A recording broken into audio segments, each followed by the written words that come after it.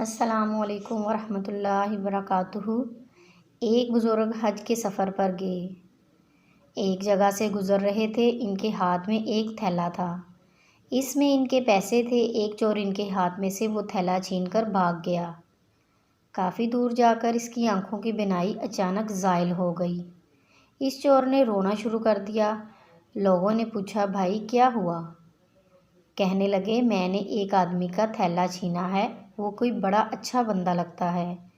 میری آنکھوں کی بینائی زائل ہو گئی ہے، خدا کے لیے مجھے اس کے پاس پہنچاؤ تاکہ میں اس سے معافی مانگ سکوں۔ لوگوں نے پوچھا کہ یہ واقعہ تمہیں کہاں پیش آیا؟ کہنے لگا کہ فلاں حجام کی دکان کے قریب پیش آیا۔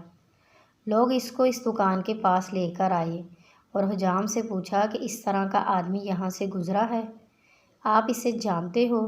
اس نے کہا، مجھے اس کے گھر کا پتہ نہیں، البتہ نمازوں کے لیے وہ آتے جاتے ہیں، اگلی نماز کے لیے پھر آئیں گے۔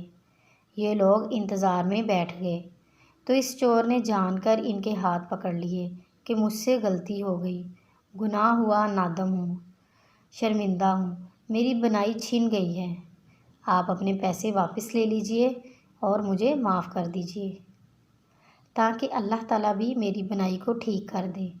وہ بزرگ کہنے لگے کہ میں نے تو تجھے پہلے ہی معاف کر دیا ہے۔ یہ بات سن کر چور بڑا حیران ہوا اور کہنے لگا، حضرت میں تو آپ کا تھیلا چھین کر بھاگا اور آپ فرماتے ہیں کہ معافی مانگنے سے پہلے ہی آپ نے معاف فرما دیا۔ وہ فرمانے لگے کہ ہاں، میرے دل میں کوئی بات آ گئی تھی۔ فرمانے لگے کہ میں نے ایک حدیث پڑھی ہے جس میں نبی اکرم صلی اللہ علیہ وآلہ وسلم نے فرمایا ہے، قیامت کے دن جب تک میری امت کا حساب پیش کیا جائے گا تو میں اس وقت تک میزان کے قریب رہوں گا جب تک میری آخری امتی کا فیصلہ نہیں ہو جاتا۔ میرے دل میں یہ بات آئی کہ اگر میں نے اس چور کو معاف نہ کیا تو قیامت کے دن یہ مقدمہ پیش ہوگا اور جتنی دیر میرے اس مقدمے کا فیصلہ ہونے میں لگیں گے، اللہ کے محبوب صلی اللہ علیہ وآلہ وسلم کو اتنی دیر جنت سے باہر رہنا پڑے گا، اسی لیے میں نے معاف کر دیا۔ نہ تو مقدمہ پیش ہوگا، نہ ہی میرے محبوب کو جنت میں جانے میں دیر لگے گی۔ مزید اچھی سی ویڈیوز کے لیے ہمارے چینل کو سبسکرائب کریں، لائک کریں اور شیئر کریں۔ شکریہ۔